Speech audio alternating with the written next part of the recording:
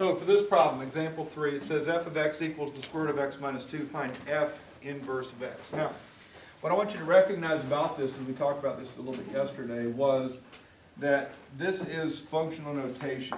In other words, I want my answer to be a function.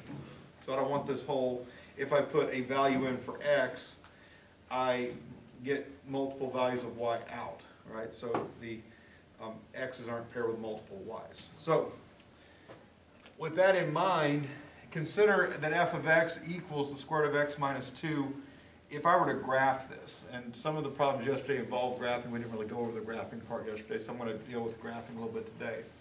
If I consider the graph of f of x equals the square root of x minus 2, first off, I'm going to start off with the fact that x minus 2 must be greater than or equal to 0 to stay within the set of real numbers. I'm taking the square root of this object, x minus 2. All right?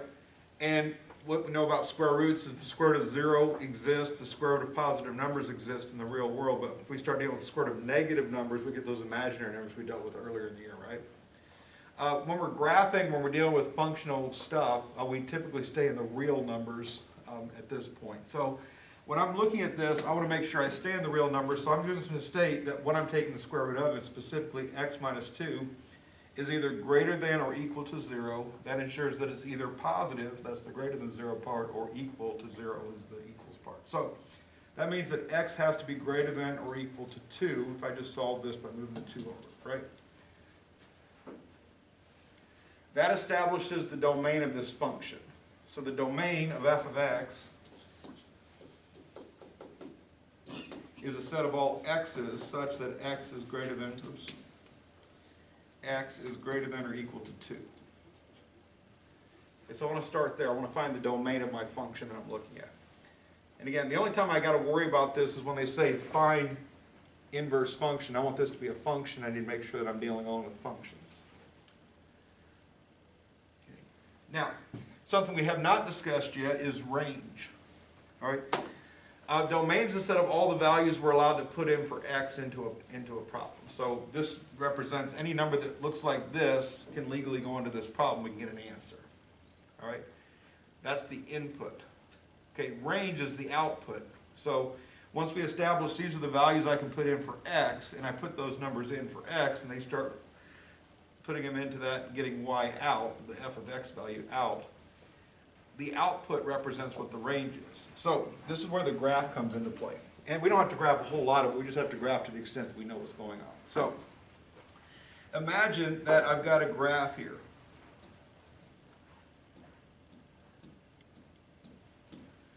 This graph, if I were to graph it, starts when x equals positive 2. X equals positive 2 or more than that, right? So when I'm looking at this graph, only starting at 2 and going this way, the graph's going to be heading out in that direction in some way, shape, or form. Nothing happens to the left of 2, because I can't put 1 or 0 or negative 1, because this is saying that's not allowed. And if I were to try that, if I put 1 in here, I get the square root of negative 1, imaginary. If I put 0 in, I get the square root of negative 2, imaginary. So I'm not getting real numbers out. So I want to pick numbers I'm allowed to pick, so starting with 2, if I put 2 into this equation, I'm going to put 2 right here, I'm going to get the square root of what? 0. What's the square root of 0 equal? 0. So if I make just like a little chart here, xy chart, and I put x equals 2 in, I get y equals 0 out. Y is, for the sake of this problem, is going to be what f of x is. So 2 goes into the function, we evaluate, 0 comes out of the function, so 2 comma 0 is a point on the graph of this function. The next number bigger than 2 is 3. If I put 3 in, right here, I'm going to get the square root of 3 minus 1, which is the square root of 1, which equals 1. So 3 goes in, 1 comes out, 3 comma 1 is a point on the graph. I'm allowed to pick any value of x I feel like, as long as it looks like this right here, x greater than or equal to 2. Yes, Alicia? What did you say the square root of 3 was? 3? No, it's not the square root of 3. 3 minus 2 is 1, and then the square root of 1 is 1. Okay? All right, so again, the function that we're looking at here, we're subtracting 2 first, and then taking the square root after that. All right? with that in mind, and there's specific numbers that have nice pretty square roots, like the square root of 1 is 1, the square root of 4 is 2, right? Can everybody see if I put x equals 6 in, 6 minus 2 makes 4? So the next x I would pick would be 6. 6 minus 2 is 4, the square root of 4 is 2. So 6, 2 is another point. So what I'm gathering from this graphing that I'm doing is as x gets bigger, what's happening to y? It's also getting bigger, right? Why can't we have 4? Well, you can. What's the square root of 3? Oh, what's the square root of 2 equal?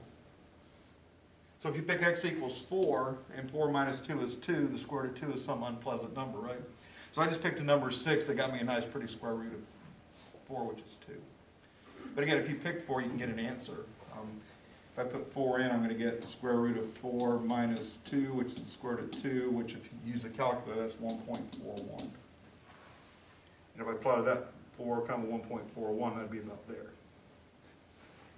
Kind of stays on that little curve there, right? So again, the numbers you pick aren't really that important, just as long as you stay within this picking guideline here.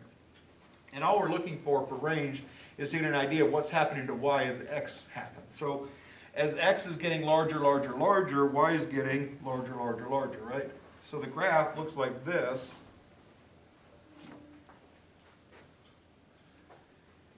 It has a starting point. It doesn't go beyond that. It doesn't drop below or anything like that. It doesn't come over here. It starts right there at 2, 0, and as x gets bigger, y gets bigger. The range is all about y, so I'm going to state based on this information, the range of f of x is the set of all f of x such that, and then I have to describe what f of x looks like. Well, f of x is the y coordinate of this thing, right? What's the lowest point of f of x? 0, and then it does what? Gets bigger. So I'm going to say f of x is greater than or equal to 0. And that's how you describe the range.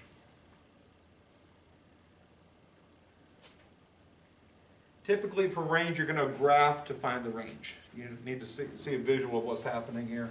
See a couple people in the back having a hard time seeing, so let me make it a little bit bigger.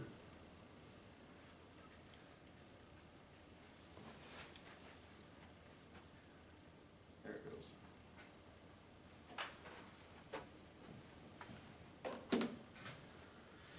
And that's our answer? That's the range. That's going to help us find what we're looking for.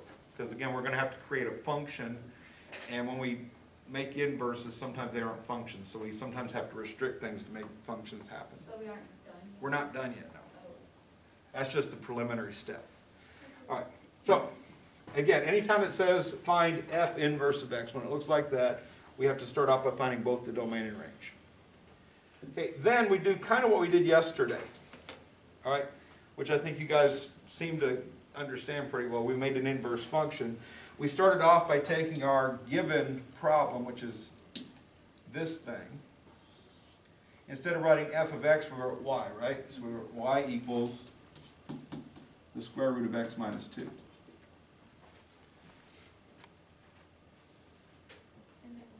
And then to make the inverse, what did we do? Your x and y. X and y swap. And when I say swap, and some of you were swapping a whole bunch of stuff, x's become y's, y's become x's, everything else stays the same. So if I'm looking at this structure here, all that stuff stays the same. The only changes are this y becomes x and this x becomes y. Okay, that's how we make an inverse function. The x's become y's, the y's become x's. That swaps the values of x and y in the context of this problem. After we made the answer, so again, step 1 was write the answer. Step 2 then was to solve for y, make it say y equals. Well, this is a square root objective here, right? And I don't want square roots in my problem. So just like we learned last chapter, if I have square root equals number, I'm going to square both sides to get rid of that square root. So on this side I've got x squared. On this side I have y minus 2. Now the radicals disappeared. And then what's left to do is to get x, the y equals, so I'm going to move the 2 over, so I'm going to get x squared plus 2 equals y. And this is where the domain and range that we just found a moment ago comes into play. If I was looking at this all by itself, this relation, y equals x squared plus 2. Any value of x could work. Okay, any value. If I put anything in here, I can square it. If I square it and add 2, I can get any answer, right? The original problem had some restrictions that the new problem doesn't seem to have. Okay, so that's where we have to deal with this domain and range issue. So in order to be able to call this a actual function, a true function that is the actual inverse of the original function, we need to make sure that we're restrictive in what we say about this. And here's how it looks. I'm going to go ahead and write f inverse of x equals x squared plus 2. Okay, there's nothing weird about that part. All right, we're making an inverse function, so I can go ahead and call it an inverse function. But I do have to state its domain. Now, the reason I go through all this trouble to find the range over here, because again, the domain of this would be all real numbers in the regular setting, right? But again, it's attached to this original problem. So the domain and range of this influence the domain and range of this. All I need is the domain. How did I make this function? What did I do to x and y to make this happen? I swapped them, right? Domain's all about x, and range is all about f of x, right? So if I swapped x and y, this domain becomes that range, and this range becomes that domain. All right, so it's going to look like this. The domain of f inverse of x is going to equal the set of all. Now, domain's still about x, so it's still going to be x such that, okay? But I'm just going to take this rule here, the greater than or equal to 0 rule, and I'm going to say it's about x. So x must be greater than or equal to 0.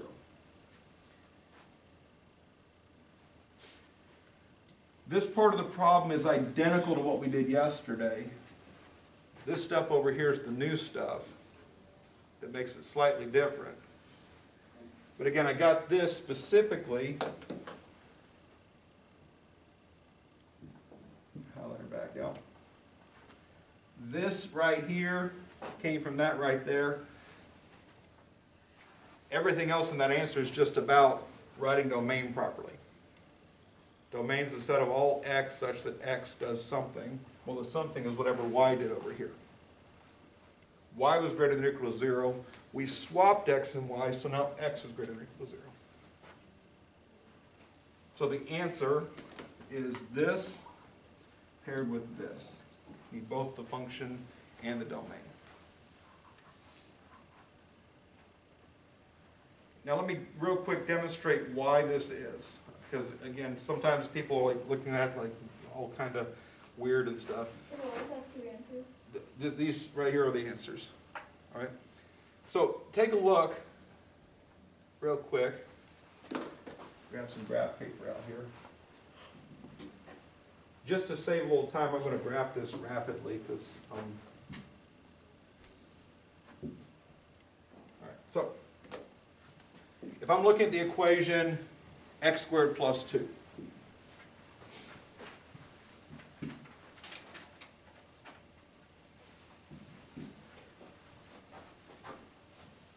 All right, we already graphed the original function, right? It was started here, then went there, and 1, 2, 3, 4, 5 there, right? So that's what the original problem was, right?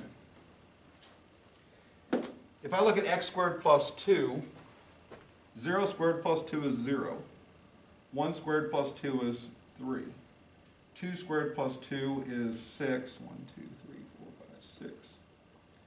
3 squared plus 2 is 11. 1, 2, 3, 4, 5, 6, 7, 8, 9. That goes off the screen. So, but then negative 1 squared, let me use a different color.